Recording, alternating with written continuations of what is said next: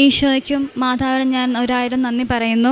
2023 July 15 ഞാൻ ആദ്യമായിട്ട് ഇവിടെ വന്ന് തീർത്ഥാടന ഉടമ്പടി എടുക്കുന്നത്. അതിനു മുന്നേ 2019 ഞാൻ എൻ്റെ പേരൻസിൻ്റെ കൂടെ വന്നിട്ടുണ്ടായിരുന്നു. പക്ഷേ ഉടമ്പടീൻ്റെ കാര്യമൊന്നും അറിയത്തില്ലായിരുന്നു. അങ്ങനെ ഞാൻ 2023 ജൂലൈ 15 ഞാൻ ജർമ്മൻ ലാംഗ്വേജ് പഠിച്ച് ജർമ്മനിക്ക് പോകാൻ വേണ്ടിയാണ് ഞാൻ ഇവിടെ വന്ന് ഉടമ്പടി എടുത്തത്. B1 കഴിഞ്ഞപ്പോഴത്തേക്കും ഞാൻ എക്സാം എഴുതിയായിരുന്നു. പക്ഷേ ഞാൻ എക്സാം പാസ്സായില്ല, ഫെയിലായി. അത് കഴിഞ്ഞ് ഞാൻ ഉടമ്പടി എടുത്ത് ഞാൻ ഒരു പ്രാവശ്യം എക്സാം എഴുതി. അപ്പോഴും ഉടമ്പടി എടുത്ത് കഴിഞ്ഞ് ഒരു പ്രാവശ്യം ഞാൻ എക്സാം എഴുതി. പക്ഷെ ഞാൻ ഇവിടുത്തെ ഉടമ്പടി നിബന്ധനകളൊന്നും പാലിക്കുന്നില്ലാത്തത് കൊണ്ട് അത് ഞാൻ ഫെയിലായി. രണ്ടാമത്തെ പ്രാവശ്യം ഞാൻ ഡേറ്റ് എടുത്തു. ഡേറ്റ് ഒന്നും ആദ്യം കിട്ടുന്നില്ലായിരുന്നു. അങ്ങനെ ഞാൻ മാതാവിനോട് പ്രാർത്ഥിച്ച് എനിക്ക് ഏപ്രിൽ 18 എനിക്ക് 2 മൊഡ്യൂളിന് ഡേറ്റ് കിട്ടി. റൈറ്റിങ്ങിനും ലിസണിങ്ങിനും ഡേറ്റ് കിട്ടി. ഞാനിവിടെ സാക്ഷ്യങ്ങൾ കേട്ടിട്ടുണ്ട്. റൈറ്റിങ്ങിന് വചനം എഴുതിയും ലിസണിങ്ങിന് അച്ഛൻ്റെ സാക്ഷ്യവും അച്ഛൻ്റെ ധ്യാനവും ഉടമ്പടി സാക്ഷ്യവും കേട്ടാൽ മതിയെന്ന്. അങ്ങനെ ഞാൻ എൻ്റെ മെറിറ്റ് കുറച്ചിട്ട് കൂടുതൽ പ്രാർത്ഥനയിലും കാരുണ്യ പ്രവർത്തനങ്ങളിലായിരുന്നു ശ്രദ്ധ കൊടുത്തത്. ഞാനിരുന്ന് ബൈബിൾ വചനം കുറേ എഴുതി, സാക്ഷ്യങ്ങളും ഉടമ്പടി ധ്യാനവും കുറേ കേട്ടു. ഞാൻ സ്റ്റാറ്റസൊക്കെ ഇടാൻ ഭയങ്കര മടിയുള്ള കൂട്ടത്തിലായിരുന്നു. എന്നെക്കുറിച്ച് ആൾക്കാർ എന്ത് വിചാരിക്കുന്നൊക്കെ ഭയങ്കര ഒരു ബോധമായിട്ടുള്ള കുട്ടിയായിരുന്നു. പക്ഷേ ഞാൻ അന്ന് തൊട്ട് കേൾക്കുന്ന സാക്ഷ്യങ്ങളും ഉടമ്പടി ധ്യാനവും ഞാൻ വാട്സപ്പിൽ ഷെയർ ചെയ്യാൻ തുടങ്ങി. അങ്ങനെ എനിക്ക് ഏപ്രിൽ 18 2 മൊഡ്യൂളിന് ഡേറ്റ് കിട്ടി. ഞാൻ എക്സാം സെൻറ്ററിൽ വന്നു കഴിഞ്ഞിട്ടും ഞാൻ പഠിച്ചിട്ടൊന്നുമില്ല, ഫുൾ പ്രാർത്ഥിക്കുമായിരുന്നു. എക്സാം സെൻറ്ററിൽ വന്നിട്ടും എൻ്റെ ചുറ്റിനിരിക്കുന്ന കുട്ടികൾ മുഴുവനും പഠിക്കുമായിരുന്നു. എനിക്കെപ്പോഴും പഠിക്കാനൊന്നും തോന്നിയില്ല. ഞാൻ അവിടെ നിന്ന് എത്രയോ കൊന്ത ചൊല്ലി. അങ്ങനെ ഞാൻ എക്സാം സെൻറ്ററിൽ കയറി. ഞാൻ വിശ്വാസപ്രമാണം ചൊല്ലി ഉപ്പ് ഇട്ട് പ്രാർത്ഥിച്ചു. അങ്ങനെ ലിസണിങ് വന്നു. ലിസണിങ്ങിൻ്റെ സമയത്ത് അവരെന്താ പറയണത് ഞാൻ ഒന്നും കേട്ടില്ല. എനിക്ക് ഫുള്ള് ബ്ലാങ്ക് ആയിരുന്നു, ഞാനൊന്നും കേട്ടതില്ല. എനിക്ക് ക്വസ്റ്റ്യൻ പേപ്പർ കിട്ടിയത് ഭയങ്കര ടഫുള്ള ക്വസ്റ്റ്യൻ പേപ്പറായിരുന്നു. റൈറ്റിങ്ങും ഭയങ്കര ടഫായിരുന്നു. അങ്ങനെ ഞാൻ എക്സാം കഴിഞ്ഞ് പുറത്തിറങ്ങി. ഞാൻ ആരോടും ഒന്നും പറഞ്ഞിട്ടില്ല എക്സാം ഈസിയാണോ അല്ലയോ എന്ന്. മാതാവ് തരുന്ന എന്താണോ അത് ഞാൻ സ്വീകരിക്കാൻ റെഡിയായിരുന്നു. അത് കഴിഞ്ഞ് എക്സാം റിസൾട്ട് വന്നു. ഞാൻ 2 മൊഡ്യൂളിലും പാസ്സായി. ഈ ഫസ്റ്റത്തെ ഡേറ്റ് കിട്ടുന്നതിന് മുന്നേ തന്നെ എനിക്ക് രണ്ടാമത്തെ സ്പീക്കിങ്ങിനും റീഡിങ്ങിനും എനിക്ക് ട്രിവാൻഡ്രം ഡേറ്റ് കിട്ടി. പക്ഷേ എനിക്ക് സ്പീക്കിങ് ഫേസ് ടു ഫേസ് ആയതുകൊണ്ട് ഭയങ്കര പേടിയായിരുന്നു. അപ്പം ഞാൻ പ്രാർത്ഥന മാറ്റി വെച്ചിട്ട് പഠിക്കാൻ തുടങ്ങി. 10 ദിവസത്തിനുള്ളിൽ സ്പീക്കിംഗ് എനിക്ക് എക്സാം എഴുതണം. അതുകൊണ്ട് ഞാൻ ഫുള്ളിരുന്ന് പഠിച്ചു. പക്ഷേ റീഡിങ്ങിന് ഞാൻ ബൈബിൾ വായിക്കുമായിരുന്നു. സ്പീക്കിങ്ങിന് ഞാൻ ഫുള്ളിരുന്ന് പഠിച്ചു.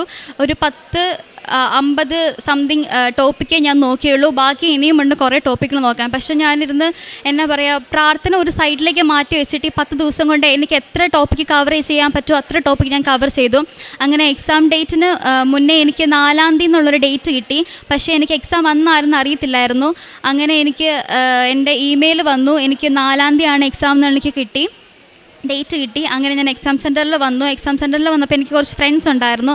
അപ്പോൾ ഞങ്ങൾ സ്പീക്കിങ്ങിന് ഫുള്ള് ഡിസ്കസും ചെയ്തും ഫുള്ള് പഠിക്കുമായിരുന്നു. ഞാൻ പ്രാർത്ഥിച്ചിട്ടില്ലായിരുന്നു. അപ്പോഴും ഞാൻ റീഡിങ് ഞാൻ ഒന്നും ചെയ്തിട്ടില്ല, ഫുള്ള് ബൈബിൾ വായിക്കുക തന്നെയായിരുന്നു.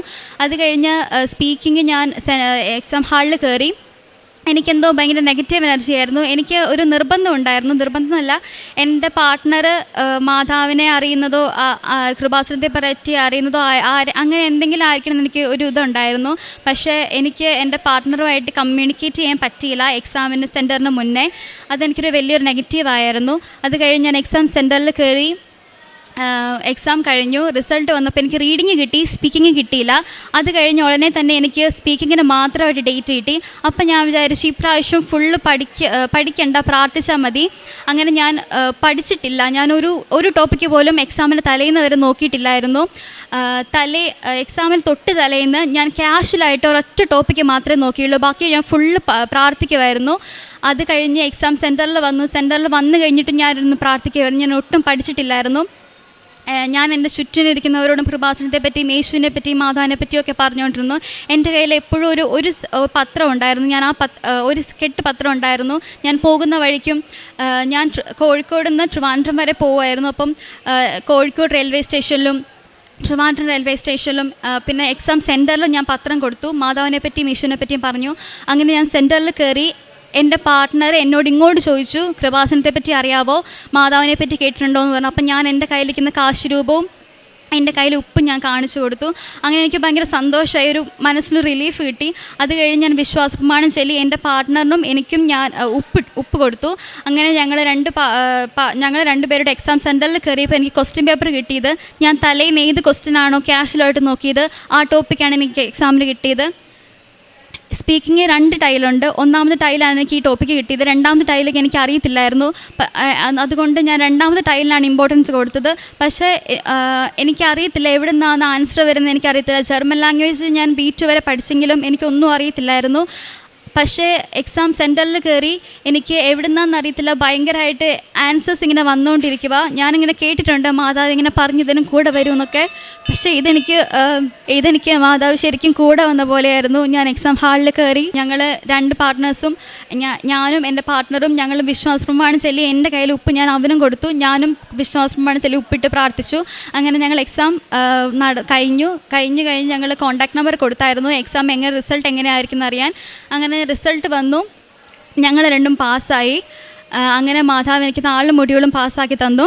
അത് കഴിഞ്ഞിട്ട് ഞാൻ പ്രോസസ്സിങ്ങിന് കൊടുത്തു. ആദ്യം പ്രോസസ്സിങ്ങിന് കൊടുത്തത് റെഡിയായില്ല. രണ്ടാമത് ഞാൻ പ്രോസസ്സിങ്ങിൻ്റെ വേറൊരു ഏജൻസിക്ക് കൊടുത്തു. അങ്ങനെ ഉടമ്പടി തീർന്നതിൻ്റെ അവസാന ദിവസമെങ്കിലും എനിക്ക് കോൺട്രാക്റ്റ് കിട്ടണമെന്ന് മാതാവിനോട് ഞാൻ പറഞ്ഞായിരുന്നു.